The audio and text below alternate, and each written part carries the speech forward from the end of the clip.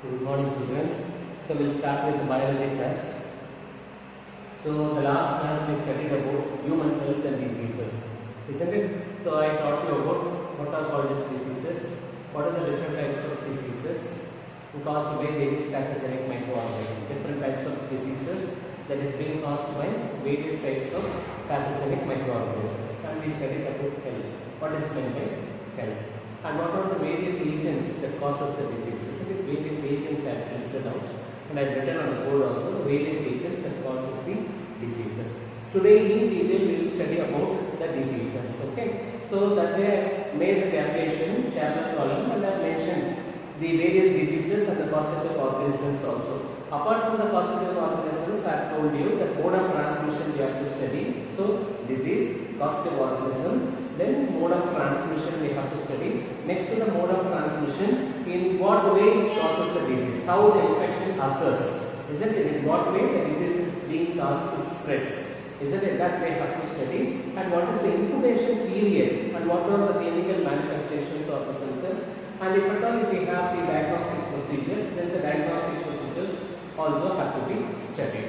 Is it all clear what I am telling you? So what are the various diseases that we have in our NCERT? First one is the bacterial disease. Bacterial diseases, we have two diseases. One is typhoid, which is caused by Salmonella typhi. The second one is pneumonia, which is caused by, you see the calculation which I told you in the previous class. Streptococcus pneumonia, or otherwise Haemophilus influenzae, causes this pneumonia. Isn't it? Next we have the viral infection. The viral infection, the viral diseases, the very best, the common example which has been given is the common cold, which is caused by the rhinovirus, Next, the protozoal infections we have. The protozoal infections, example for the protozoal infection is the Plasmodium we have. Plasmodium, which causes malaria. So Plasmodium, various categories of Plasmodium we have. The subspecies, the various species we have Plasmodium ovale, Plasmodium falciparum, Plasmodium vivax, and Plasmodium malariae. So different species of the Plasmodium causes the malaria infection. Next one, what we have under the protozoal infection is amebiosis, amoebic dysentery, which is caused by Entamoeba histolytica, which is protozoal. Isn't it? Entamoeba histolytica, which causes amebiosis, or otherwise we can call it as amoebic dysentery. Next to that, what we have is helminth infection, helminthal infections. Say for example, ascariosis, which is caused by Ascaris lumbricoides, which is a nematode, which comes under the class Haskell helminthes, or otherwise we can call it as nematodes. Next to that, we have elephantiasis, or otherwise filariasis. The filariasis or the elephantiasis is being caused by Wuchereria bancrofti, or otherwise Wuchereria malayi causes this elephantiasis. We must know about the disease, and then what we have to study about the AIDS, acquired immunodeficiency syndrome, which is caused by the virus retro family virus, which is called as HIV, human immunodeficiency virus. We are calling human immunodeficiency virus, which causes the AIDS, acquired immunodeficiency syndrome. And then we have the cancer. All these things we have to study in detail. First, today we will study about this typhoid, pneumonia, common cold, and then about malaria. Malaria is very, very important. About malaria, even in the read examination also the questions will be asked. So, however, whatever I am teaching you will suit both for your NCERT examination, CBSE board examination, as well as for your NEET examination. In such a way, I am giving you the notes, I am giving you the points. Okay. So now we will start with the bacterial disease. The first bacterial disease. The bacterial disease which we are going to study is, first one is the bacterial disease. The first one is first heading. To be subheadings and write in examination. Subheadings: diseases, typhoid. Okay. Second one, the causative organism. The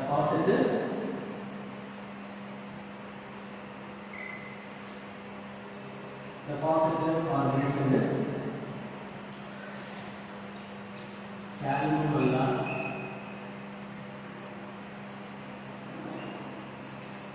typhi. Salmonella typhi. Now, third heading for this is mode of transmission. Mode of transmission. The mode of transmission, it spreads through the contaminated food and water through the contaminated food and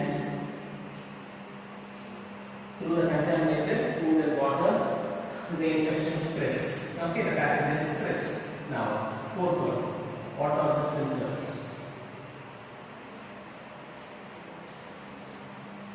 So, while we are studying about the symptoms, we must know, say for example, we have a glass of water which is contaminated with the organism. Okay, so this I am calling as a contaminated. This I am calling as what? Contaminated water. Comprising of this is nothing but the organism. This is what that is Salmonella typhi. The organism is what? Salmonella typhi. See, the biological name has to be underlined separately because it's a Latin term, isn't it? So generic name and the species name have to be underlined separately because we cannot write in italics form, Greek and Latin. So that in order to differentiate from our vernacular or our language, so it has to be differentiated from our English. So then we have to highlight by underlining it separately, generic name and the species epithet or species name. Okay, so contaminated water. Now this contaminated water is being taken. The contaminated water is being taken by an individual.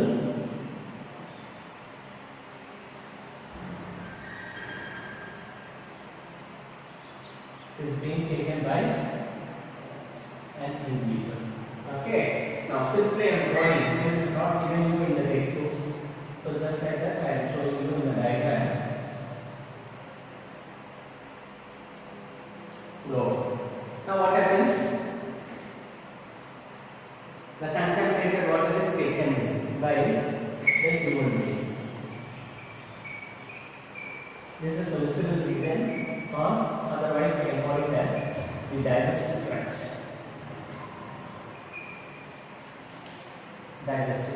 Okay. Now what happens? This is the food pipe or the esophagus we are calling, isn't it?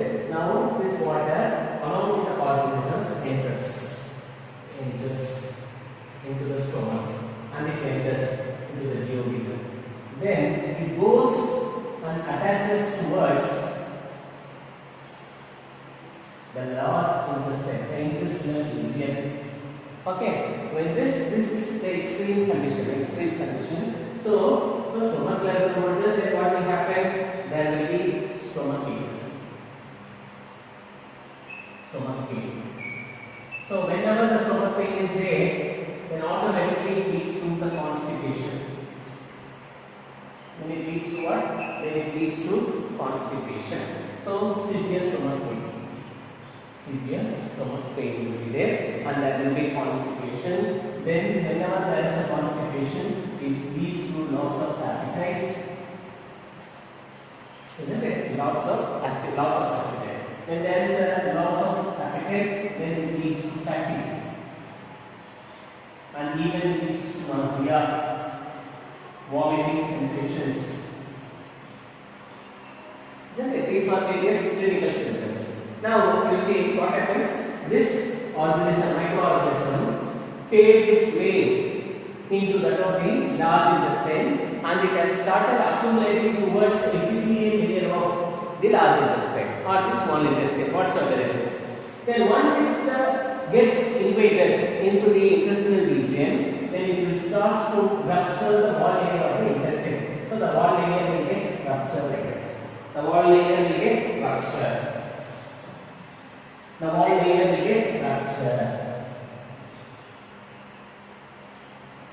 the wall layer will get ruptured. When the wall layer get ruptures, these microorganisms will enter into that of the blood vessel. This is nothing but blood vessel. This is nothing but intestinal region. Intestinal region. Okay, now this organism enters into that of the blood vessels. Will go into the blood vessel. Will go into the blood vessel. Will go into the blood vessel. When it enters into the blood vessel, then it gets mixed up with the blood. It gets mixed up with the blood, causing enteric fever. Causing enteric fever. Intestinal fever, enteric fever, severe fever will be there. That severe fever is called as sustained fever, lapsing fever, or otherwise sustained fever will retain, will sustain the body, lapsing fever, or otherwise we may call it as relapsing fever. The temperature will increase to 49 degrees centigrade to 50 degrees centigrade, or otherwise 48 degrees centigrade to 49 degrees centigrade. These are the symptoms. And when it is being untreated, then when this organism enters into the blood, it starts to invade the liver and it starts to affect the pancreas and all other organs which are associated with the digestion will be getting affected, and finally this leads to the lethal condition. Finally it leads to the lethality or otherwise lethal condition. Can you understand? So for symptoms only I will explain you all these things. So once again we will see. So what is the disease that we are going to study is typhoid. What is the causative organism? Salmonella typhi. What is the mode of transmission? It gets transmitted through the contaminated food and water. What are the symptoms now we see? There is a contaminated water. Unknowingly the contaminated water has been taken. Then the contaminated water will be having the Salmonella typhi that enters into the digestive tract through the esophagus and it reaches the stomach. When it reaches the stomach, then it starts to cause the peptic ulcer. Sometimes it ruptures the epithelial wall layer, in the stomach, and which results in severe stomach pain and leads to constipation. When there is a constipation, there will be loss of appetite. Then there is a loss of appetite, ultimately it leads to the loss of weight in the body. Then loss of appetite leads to fatigue, nausea, and then vomiting. And from the stomach, this organism will enter into the duodenal region and it straight away goes into the intestinal tract. When it enters into the intestinal tract, it starts to rupture the epithelial wall layers of the intestine and enters into ruptures the wall layers of the intestine and enters into the blood vessels. When it enters into the blood vessel, it starts to mix with the blood and it starts to spread to the various visceral organs of the digestive tract, visceral organs of the body, and it starts to damage the various organs, and finally it leads to the lethality of the death, provided if it is not being diagnosed properly and not treated effectively. So when it is in the intestinal region, it will be causing the enteric fever, or that is called a sustained fever or lapsing fever. So when it enters into the intestine, when there is an enteric fever, then obviously there will be a perforation in the intestine. That is called as intestinal perforation. In one example asked in the NEET examination, the intestinal perforation occurs in which kind of disease? Which type of disease? Typhoid, common cold, pneumonia, malaria, like that they are given the various options. So enteric fever, it affects the intestine body. This organism affects the intestinal region and affects the mechanism of the digestion. The metabolism taking place in the intestine will be getting affected. So relaxing fever which causes intestinal perforation. Why it is called as a sustained fever? Because the temperature will get raised. Okay, ultimately the temperature will get increases, and increased temperature will get sustained in the body for a long time. Say for example 40 degrees centigrade to 49 degrees centigrade or 49 to 50 degrees centigrade, which is actually a fatal condition. The incubation period that you take for this organism will be about 8 to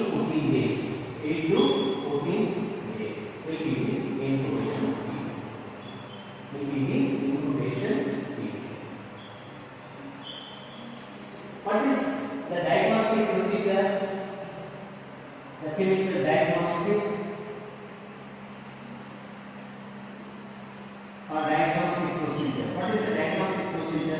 The diagnostic procedure will be the Widal test. Will be the Widal test. What is the Widal test? The Widal test is meant for identifying the presence of organism Salmonella typhi. It is a serological test. It is a serological test. Which is taken from the blood serum will be the sample. The blood serum will be subjected to the cuvette tubes will be there.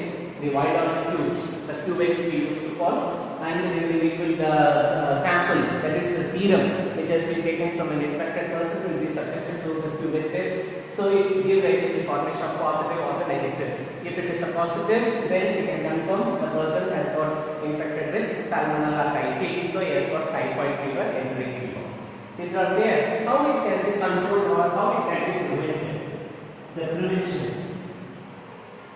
So always must have the boiled water. Isn't it?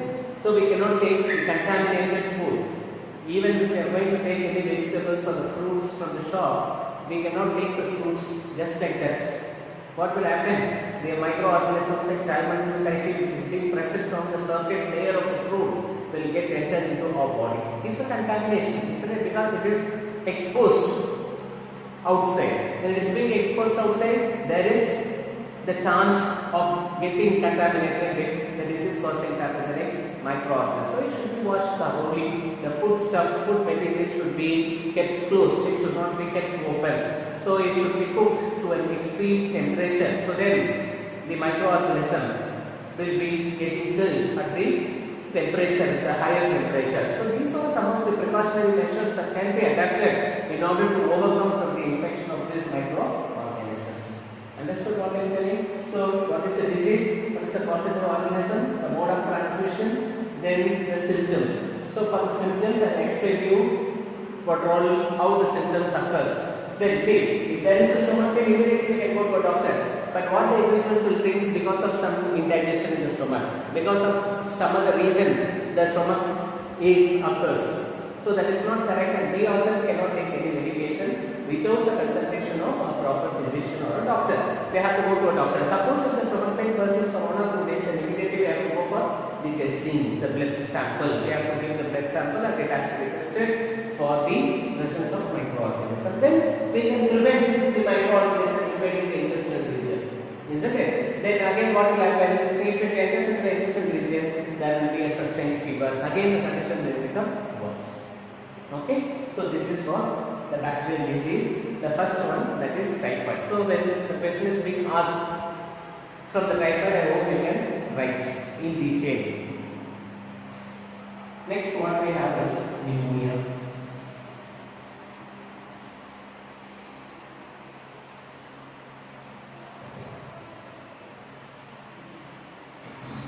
The next disease, what we have is the next disease.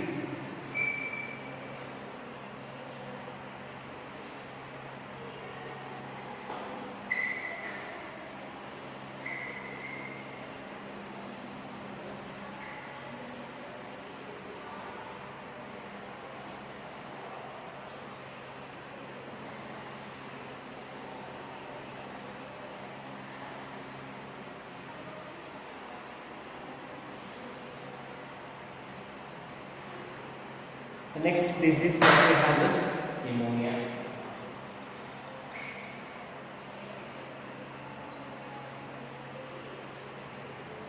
What is the disease?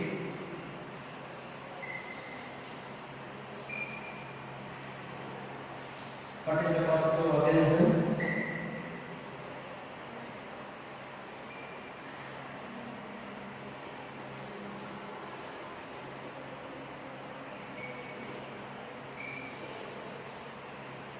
There are two organisms. One is Streptococcus pneumoniae. Streptococcus pneumoniae. Second one is Haemophilus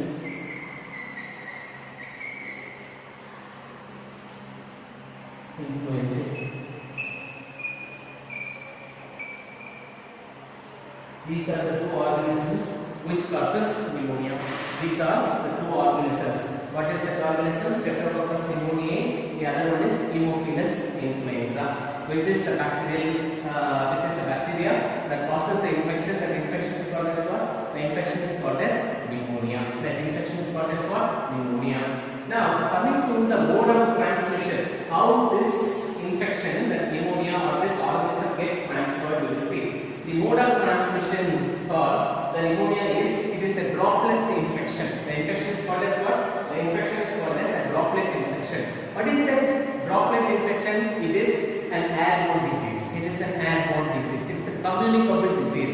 It's a communicable disease that spreads from an infected person. That spreads from there, that it automatically spreads from the infected person. So Streptococcus pneumonia is a, Streptococcus pneumonia we can call it as what? It is a droplet infection. Streptococcus pneumonia is a droplet infection. So it is sometimes an airborne disease. Droplet infection, and it is an airborne disease. We call it as an airborne disease, and it is a kind of a communicable disease. It's a kind of a communicable disease. Now we will see the symptoms. How it is getting? What are the symptoms of this pneumonia? So now you see, just in a simplified way, I am drawing a diagram.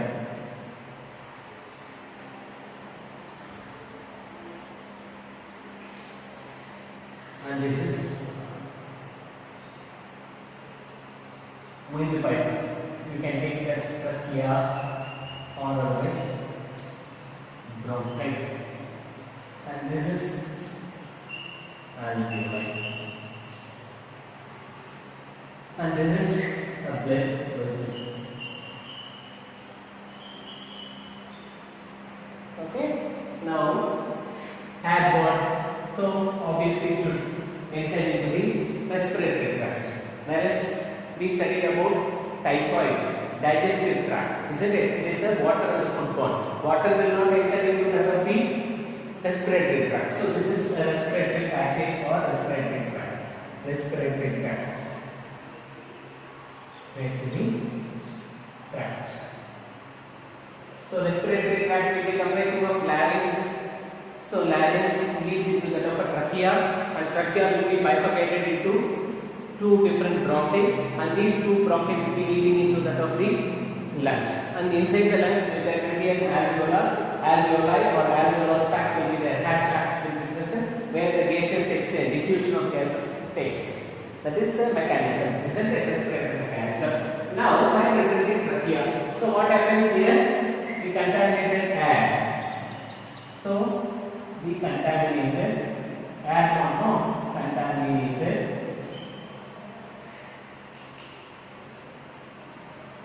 contaminated air will be present.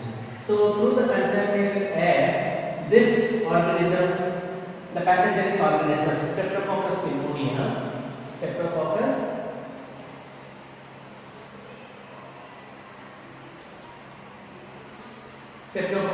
pneumoniae, isn't it? The Streptococcus pneumoniae will be entering into the respiratory tract. So via trachea, we get this. And it enters into the alveoli slowly. It goes and enters into the alveoli. When it enters into the alveoli, so now when it reaches the trachea or the bronchi, there will be cough, mild to severe cough. Second, first symptom, mild. That is an incubation period. The entry of the organism into the body to the period between the entry of the microorganism or pathogenic organism into the body to the first phase of infection is called as an infection. It's called as what? Incubation period we are calling. What is incubation period? The entry of microorganism to the first symptom, first phase of symptom, the first phase of infection is called as what? Incubation period. The microorganism enter agano, it has to pave its way into the digestive tract, then it has to accumulate on the layers of the trachea or otherwise towards the bronchi, then only there will be a cough. Mild to severe cough will be there. Mild to the severe cough will be there. So there is an incubation period. There is a first phase of incubation. Incubation period starts now. Isn't it? Now incubation period, infection starts now. So now from the trachea it enters into the alveoli. It enters into the what? It enters into the alveoli. When it enters into the alveoli, what will happen is it starts to damage the cells of the alveoli. Adjacent cells of the alveoli will get affected. So the adjacent cells has been present, isn't it? The adjacent cells will be getting affected. The adjacent cells. So these are the adjacent cells, and these adjacent cells will be getting affected. When the adjacent cells are getting affected, then immediately the microorganism will start to secrete the toxin. The pneumonia will secrete the toxin. That toxin will start to rupture the wall layer, and also it gives as advantage preventing the entry of oxygen, the diffusion of oxygen into the blood vessel. Can you understand? So what happens now? So first the microorganism, that is Streptococcus,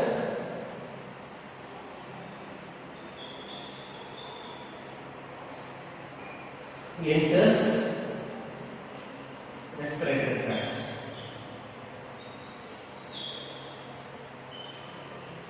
From the respiratory tract, it enters into the alveoli.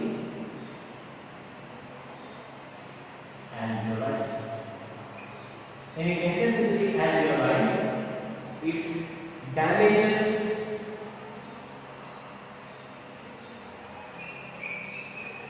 cells of alveoli. It damages the cells of alveoli. So when the cells of the alveoli are getting damaged, what will happen? I mean cells of alveoli, by secreting toxin in the form of mucus. Mucus is a fluid substance in the form of a mucus. Now this toxin or mucus will rupture the wall layer of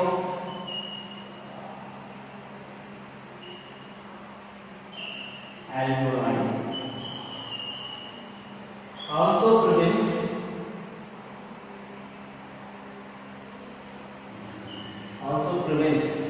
the entry of oxygen into blood vessels. Then what will happen if the prevent oxygen is not entering into the blood? Then the diffusion will be getting affected. Exchange of gas.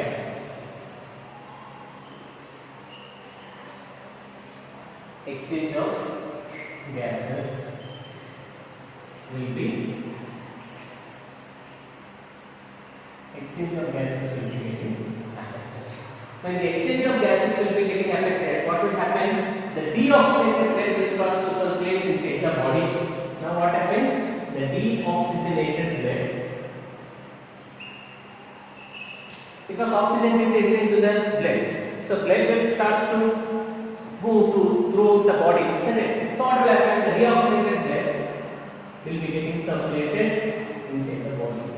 So the infection person, the last stage, becomes blue in color due to the lack of oxygen, due to the deoxygenated blood, or due to the lack of oxygen. Understand? So what are the symptoms? Now we can see the symptoms. There will be a cough, isn't it? There will be a cough. Persistent cough will be there. So there will be a cough. Persistent cough will be there.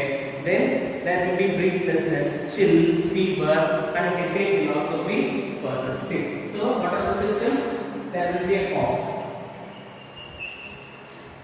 Then chillness. cough along with breathlessness.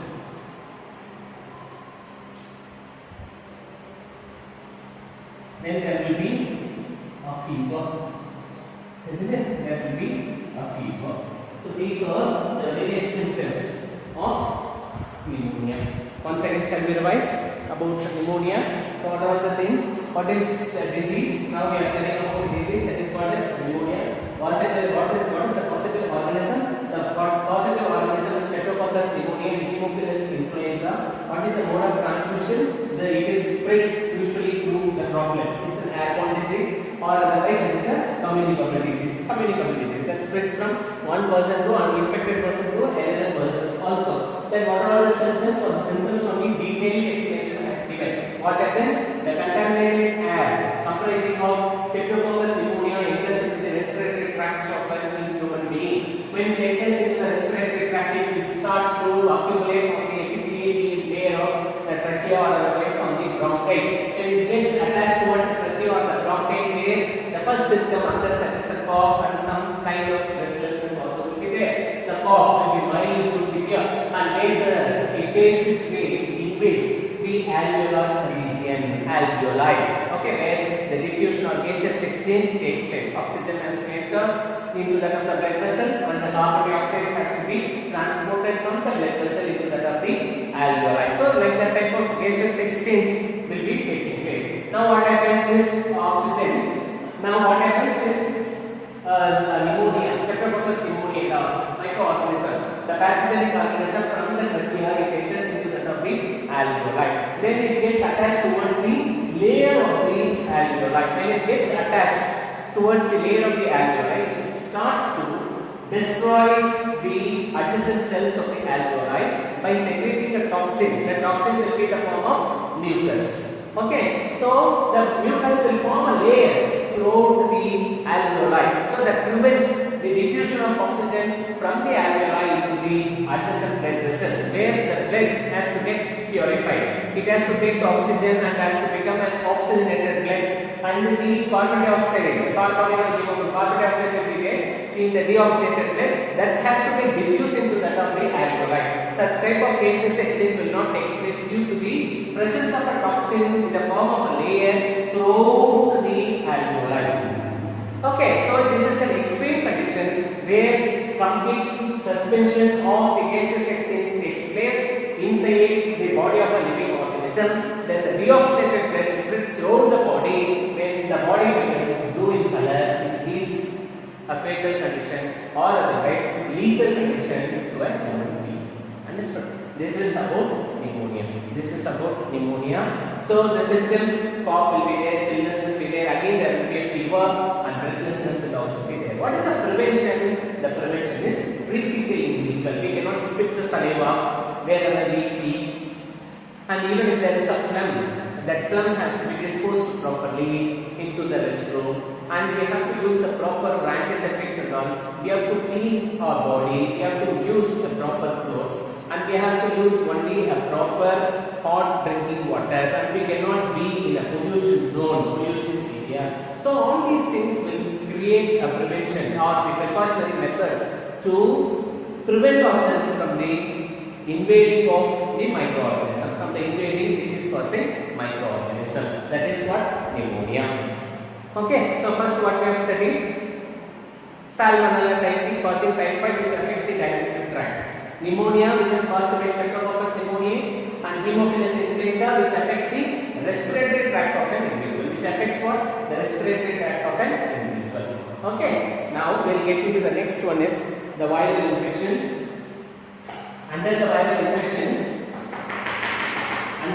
infection we have common cold. Under the viral infection what we have? Under the viral infection we will be having common cold.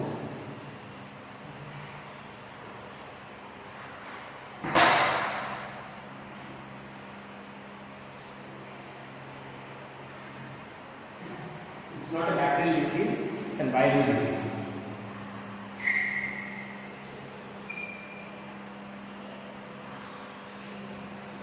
Viral disease.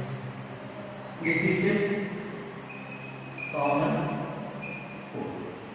Positive organism Rhinovirus.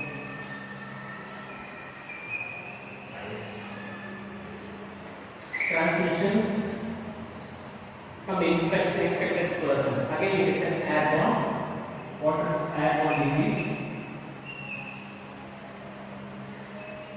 Again, it is uncommunicable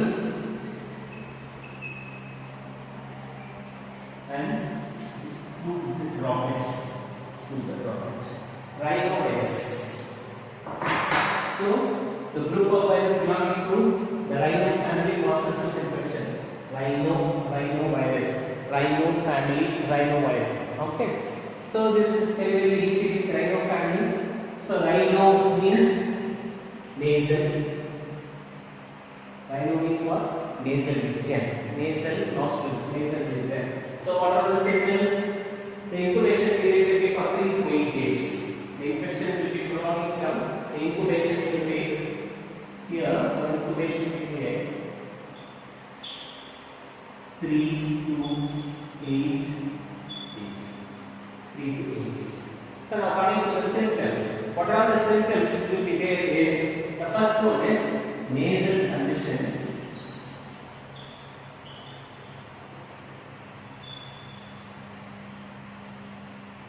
And discharge.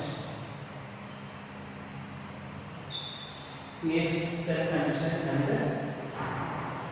running nose. We are telling you, no, this that is what running nose. First one. Then sometimes it also causes sore throat or moist throat, and it also leads to a fever. It also leads to a mild fever or a temperature, and it causes tired, or otherwise you can call it as fatigue. Also causes fatigue. Okay. Next, what is the other symptoms? Because of cold, sore throat will be there, fever will be there, nasal congestion. Because of nasal congestion, there will be breathlessness.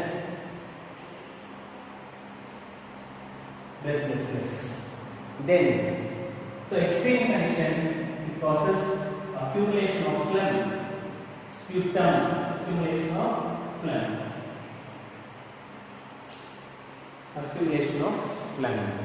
in the nostril region.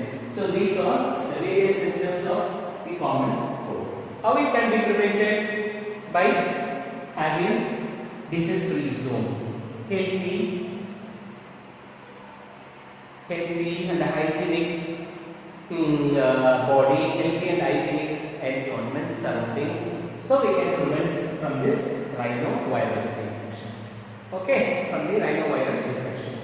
So totally how many diseases? Under bacterial disease we studied 2 diseases. The first disease is typhoid, the second disease is what? Pneumonia, and under the viral disease we studied about the common cold. Now we pass it on to the protozoal infection, that is Plasmodium.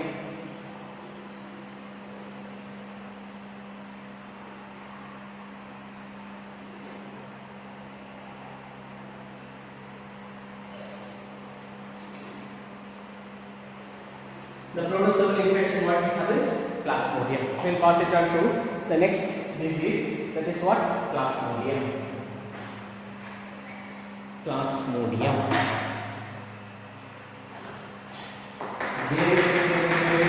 Very important topic is Plasmodium malaria. You will see that.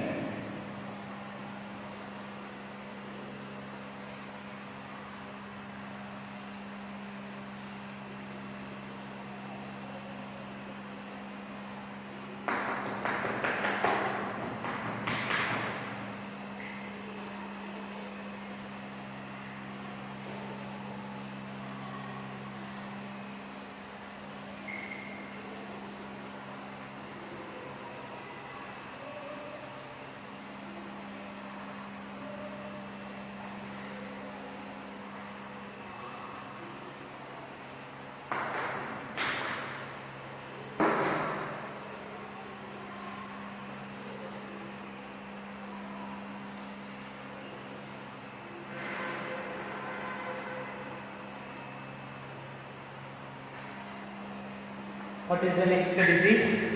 Malaria. The disease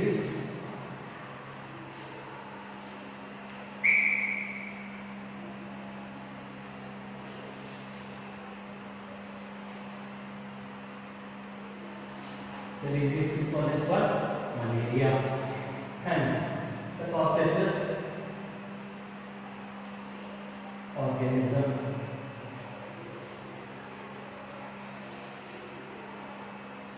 Plasmodium.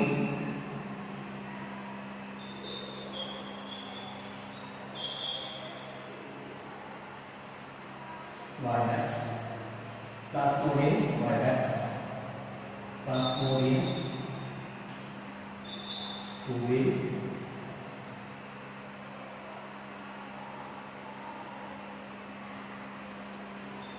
Plasmodium falciparum. Plasmodium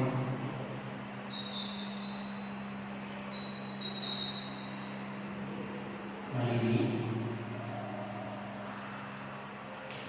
Okay, so Plasmodium vivax, Plasmodium tuvae, Plasmodium falciparum, Plasmodium malaria. Okay, so now among these four, this Plasmodium falciparum is fatal because it affects the central nervous system. It affects what? The brain, or otherwise we call it as central nervous system. And this, all these three causes a tertiary. It causes what? It causes a fever. That fever is called as what? That fever is called as the tertiary fever. It is called as what? Tertiary fever.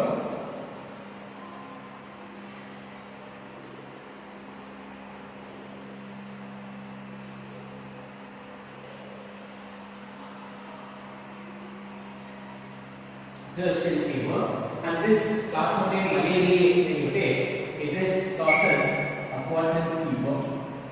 Quadrant fever. This is a cycle of 2 days. This is the cycle of 3 days. Okay. Now this Plasmodium you take, a Plasmodium is digenetic in nature.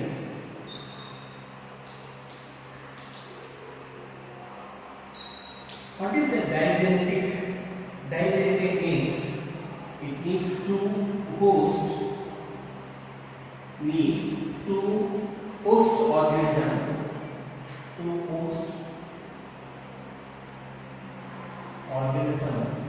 to complete its life cycle. To complete its life cycle. To complete its life cycle. That is two host organisms. The first host is mosquito. Under the mosquito, there are two female Anopheles mosquito, female Anopheles mosquito. This is called as the primary host. It is a primary host, or otherwise we call it as a definitive host. Definitive host. Why it is called as a definitive host? Because the sexual reproduction occurs there. The sexual reproduction takes place. Okay. Whereas second host is the intermediate host called as human being. The human being is considered to be an intermediary host. They are called as what? Intermediary host. Intermediate host. Why it is called as intermediate host? Because the asexual process takes place here. Asexual division, asexual process occurs here. Asexual process occurs here. So that is why the human being is considered to be an intermediate host. So the plasmodium is digenetic in nature. What is digenetic? It needs two host organisms, living host organisms, to complete its entire life cycle. The first host is mosquito, the second host is human being. The mosquito is the infectious mosquito, where it can accommodate the plasmodium is female Anopheles mosquito, which is considered to be the primary host, or otherwise you can call it as definitive host. Why? Because there the sexual reproduction takes place. Then the next host is a human being, which is considered to be an intermediary host, where the asexual process takes place and the asexual process getting completed there. Is it clear now? Now we go for the life cycle of plasmodium, which is very important. Life cycle of plasmodium. Listen carefully. Life cycle of plasmodium. So under the life cycle of plasmodium, we will see what's happening now. The bite of mosquito.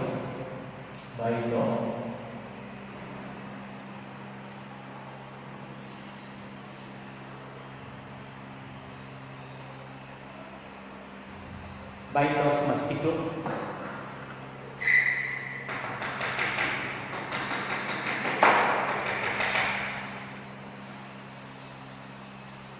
Bite of mosquito.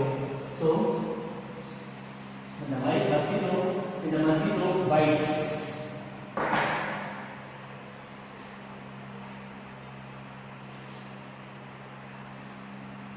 human being, then what happens? The sporozoite. The sporozoite is called as asexual spore. It is spindle shaped.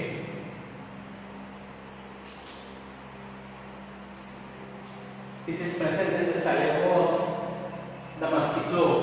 Enters. Yeah, it enters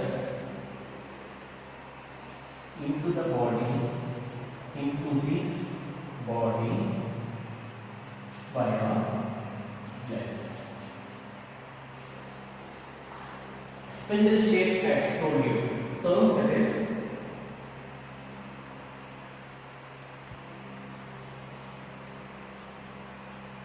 it will be like this. This is what we are calling as spindle shape. This is called as spindle shape. This is called as spindle shape. So it enters into the body, which is the one that enters into the body, the sporozoite. First one.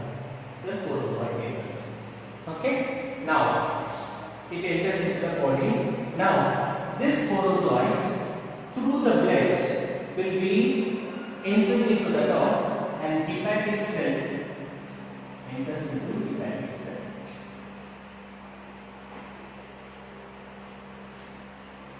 Enters into hepatic cell. What is hepatic cell? The hepatic cell is called as liver cell. The hepatic cell is called as what? A liver cell, otherwise called as a liver cell. Enters into the liver cell.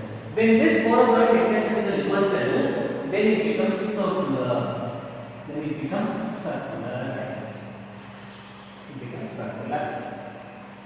It becomes circular. By undergoing a division,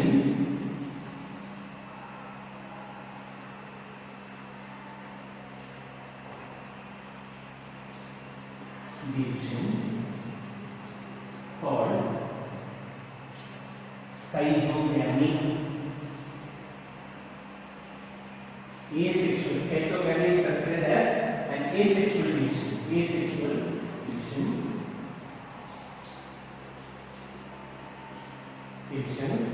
Forming schizon. Forming what? Forming schizon. Now the schizon is a forming schizon in the hepatic cell or the liver cell. The schizogamy division of these sporozoites into a number of asexual spores of the cells called as schizons. Now this schizon in the liver cell will get developed. Again it gets divided and forms merozoite.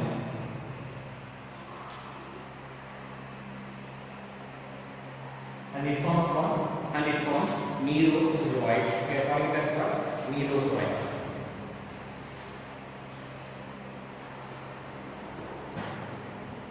And it forms merozoite.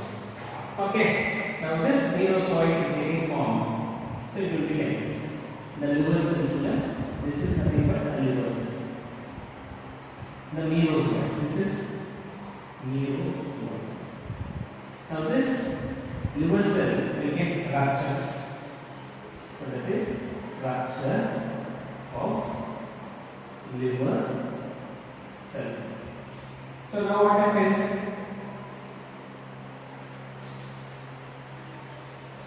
Free merozoites will be formed. Free merozoites. Now what happens to this free merozoites? Will enter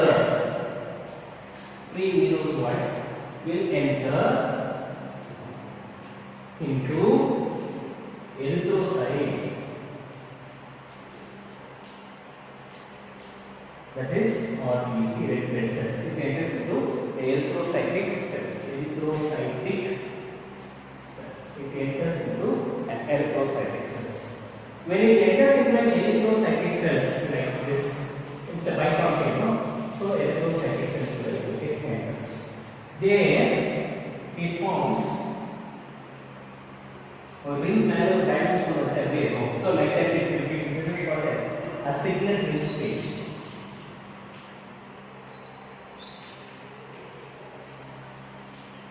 And again it modified into an amoeboid stage.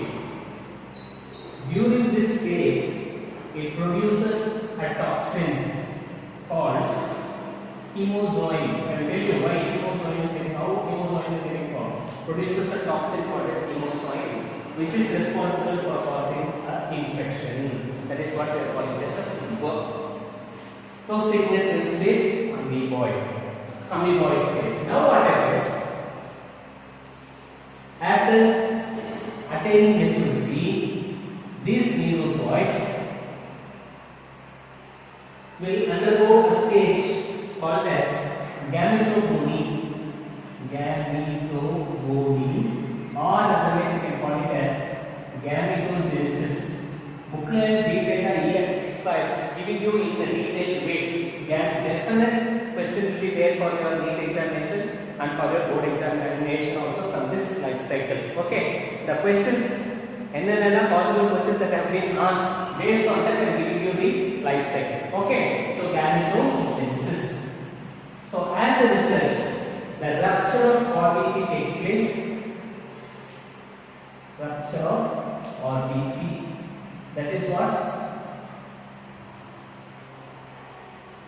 The rupture, and from there the gametes will be getting male gamete, female gamete, two gametes, male and female gamete forms.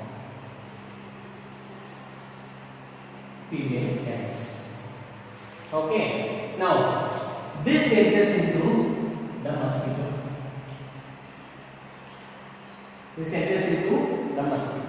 When it enters into the mosquito, the fertilization occurs.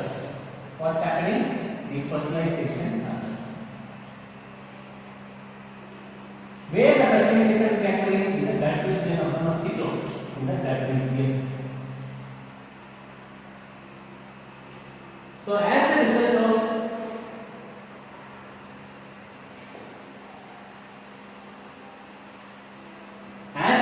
of fertilization, it forms what? Zygote. The zygote develops into ookinete in the gut. Now, this ookinete develops into sporozoid. Develops into sporozoid, where in the salivary region or gland of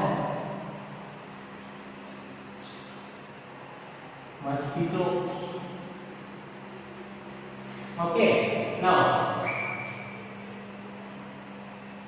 the mosquito bites. Automatically what happens?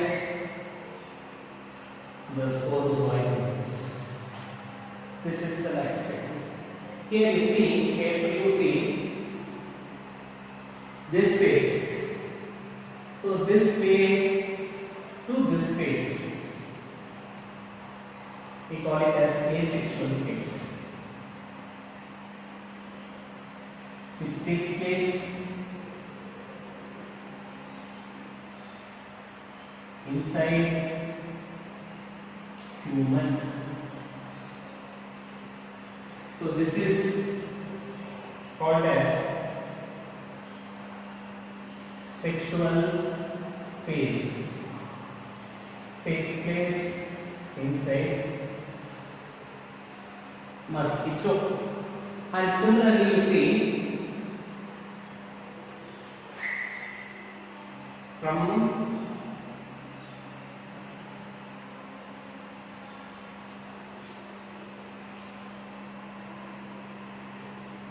this is called as pre-erythrocytic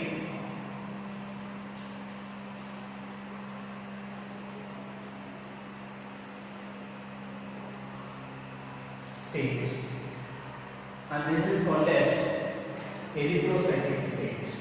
Erythrocytic stage. Erythrocytic rather than pre-erythrocytic stage. This is the complete life cycle of mosquito I have drawn. We'll see from here we'll start. Mosquito bites. If the mosquito bites a person, then the sporozoite, which we are calling as an asexual spore, which is spindle shaped, enters into the body via the blood. When it enters into the body, it goes and reaches the liver cells, hepatic cells, hepatic region, liver region, or liver cells. It reaches the liver cells. When it reaches the liver cells, then it becomes a circular, and also it undergoes repeated multiple fission. That multiple fission will be the form of an asexual form, which is called as schizogony. And as a result of schizogony, it gives rise to the formation of schizon. This is the first stage, and schizon is the second stage. Now this schizon develops into a merozoite, again by undergoing a repeated division. So merozoite will be the third stage. Now this merozoite, when its number gets increased, then automatically a pressure will be created inside the liver cell, and as a result the liver cell wall layers will get burst open, and as a result the merozoites will get spreads.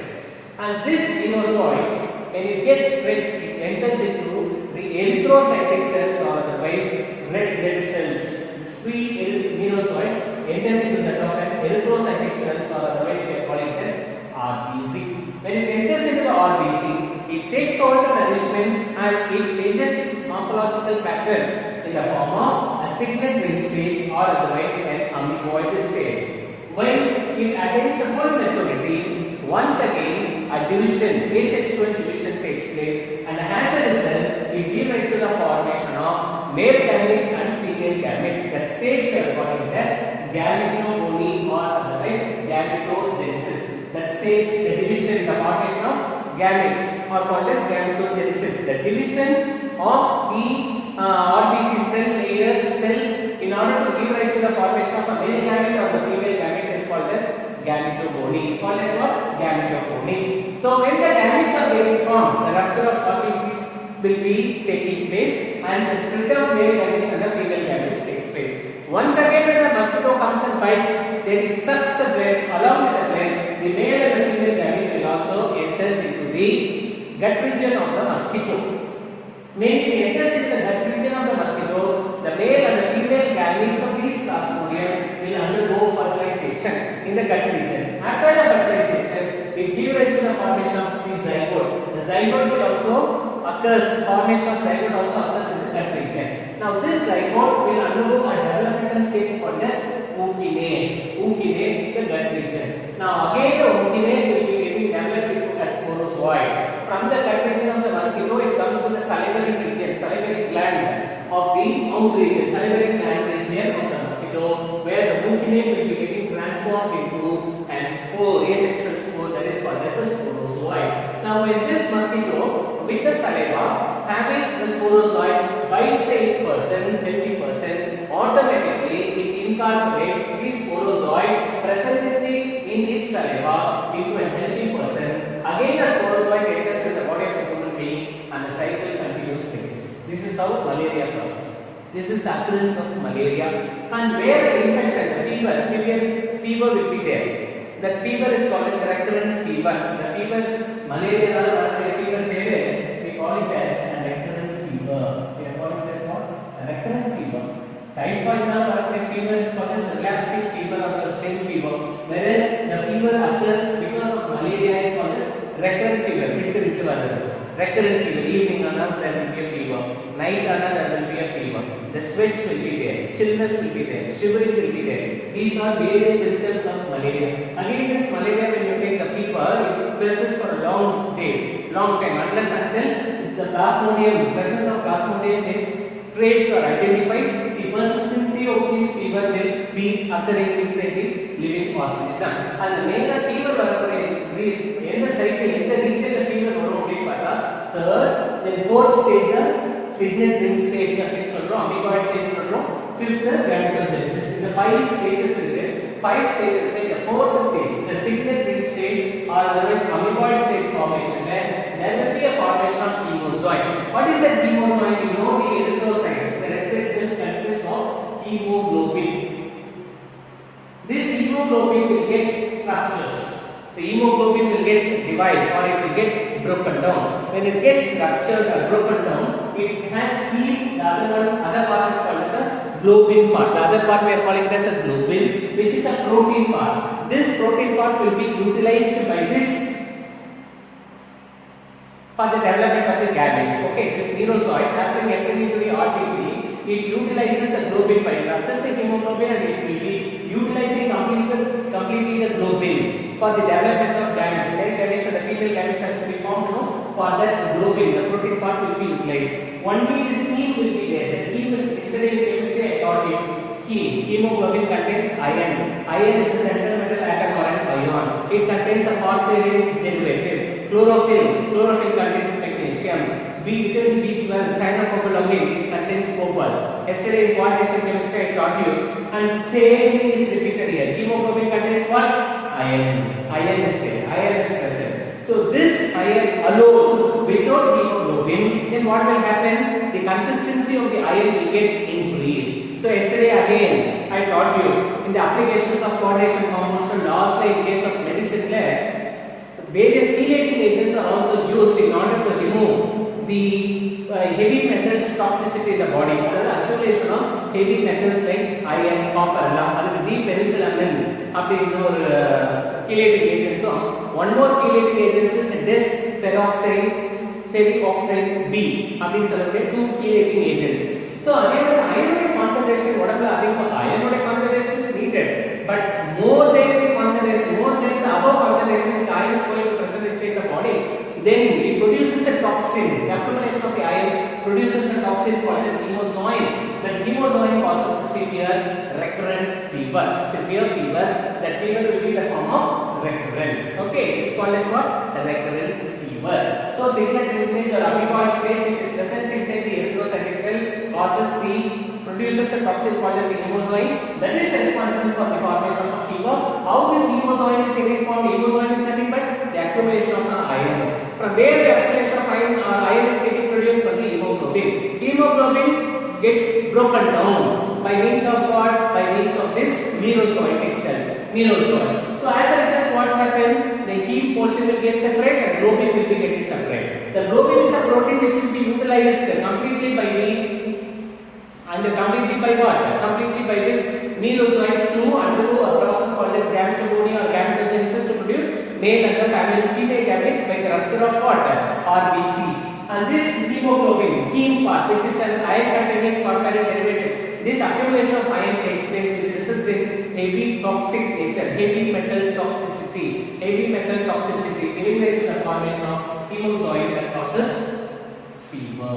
So one more symptom is anemia. What is anemia? Because hemoglobin is responsible for giving the red color pigmentation and utilization or absorption of oxygen and carrying to the various tissues to undergo metabolism. That is the main role of the hemoglobin. It is an oxygen carrier and it imparts a red coloration to the blood. When the pigment hemoglobin is not present, if it is getting degraded, then what happens? There occurs the less count of RBC, creating anemic condition. Creating what? Anemic condition. So anemia will also be there. And the fatal condition, which we call it as splenomegaly. The splenomegaly is the enlargement of the spleen. At last stage, the enlargement of the spleen, and sometimes enlargement of the liver also takes place, where all the organs will be getting absolutely disrupted, and it will be malfunction, and finally leads to the lethality of an individual. Once again, shall we study now what happens? The bite of a mosquito.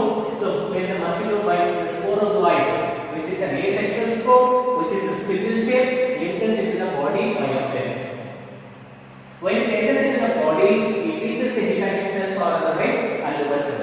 When it reaches the liver cells or the hepatic cells, what happens when it reaches the hepatic cells or the liver cells? Then it becomes circular by undergoing repeated multiple fission. That is what schizogamy.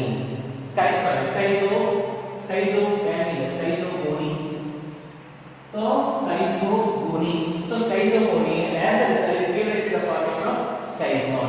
Now, this schizon will get developed by undergoing a repeated division called as merozoites. That is the third step. Now, this merozoite, when it being formed, they created a pressure on the wall layers of the liver cells. As a result, the liver cell will get ruptured and the merozoites will get dispersed and becomes the merozoite. Now, this merozoite enters its way into that of the erythrocytic cells or otherwise red blood cells. When it enters into the red blood cells, then it changes its morphological pattern in the form of a signature stage and amoeboid stage, where the chemozoins or the toxic substance will be getting secreted, which is responsible for the formation of the recurrent fever. Now, when it attains a maturity, when the merozoites attains a maturity, when it undergoes various morphological changes inside the RBCs, then the rupture of the RBC takes place and the male and the female gametes will be getting dispersed. And this male and the female gametes will freely circulate inside the body, and once again when the mosquito bites, then the male and the female gametes will get into the mouth of the mosquito and it reaches into the gut region of the mosquito, intestinal region, we are calling it as gut region, where the fertilization takes place. When the fertilization of male and the female gamete takes place, it results in the formation of zygote inside the gut region again. The zygote will develop into a nucleate, and again it is taking place inside the gut region. Now this nucleate slowly from the gut region, it comes to the salivary region, that is mouth region of the mosquito, where the nucleate will be getting completely transformed into an asexual spore. The asexual spore is called as the sporozoite. This sporozoite will be present in the salivary region or the mouth region of the mosquito. Once again, when the mosquito bites the healthy person, the sporozoites from the saliva of the mosquito will be getting injected into that of the healthy individual into the blood. Once again, the cycle continues. Okay. So, what are the symptoms of malaria? The symptoms of malaria, when you take, it will be chill, shivering will be there, recurrent fever, anemia, splenomegaly are some of the symptoms of this malaria. Okay. So, what are the diseases that we studied today? Two bacterial diseases, one is typhoid, the other one is pneumonia. Next viral disease, common cold, which is caused by rhinovirus, and next one, the protozoal infection, that is malaria, which is caused by Plasmodium. I hope you can understand, and this malaria is very important. Life cycle of Plasmodium is very important. That question will be very frequently asked in the examination. Without this, the NEET question paper will not be framed without the life cycle of this Plasmodium. So much important is the life cycle of the Plasmodium. So you have to understand in a way, in a detailed way. I have given in the textbook. It's not given like that in the NCERT. Isn't it? So the detailed way I have given. Even in the NCERT examination also, most of the questions have been asked from this life cycle of Plasmodium. So you have to understand the life cycle properly and you have to keep it in mind. The various stages, asexual spore stage, stage where exoerythrocyte or otherwise pre-erythrocytic stages occurring, and where the life cycle of placebo, where why the placebo is considered to be the intermediate, the definite host or otherwise the primary host because of the sexual process, and why the human being is considered to be the intermediate host because of this asexual formation, and which stage is responsible for causing the infection or the fever, like hemozoin from the red blood cells. When the neozoid enters into the red blood cell, it changes its morphological pattern into secondary stage and amoeboid stage, giving rise to the formation of hemozoid. How hemozoid is taking form? This neozoids will rupture, will break the hemoglobin into heme and the globin. Globin is nothing but a protein which will be utilized to undergo a next phase of development called as gametogonia or otherwise gametogenesis, and heme will be the heme is nothing but an iron, ferrate group, iron. So the accumulation of iron leads to heavy metal toxicity, giving rise to the formation of a toxin called as hemozoin, which is responsible for the formation of recurrent fever.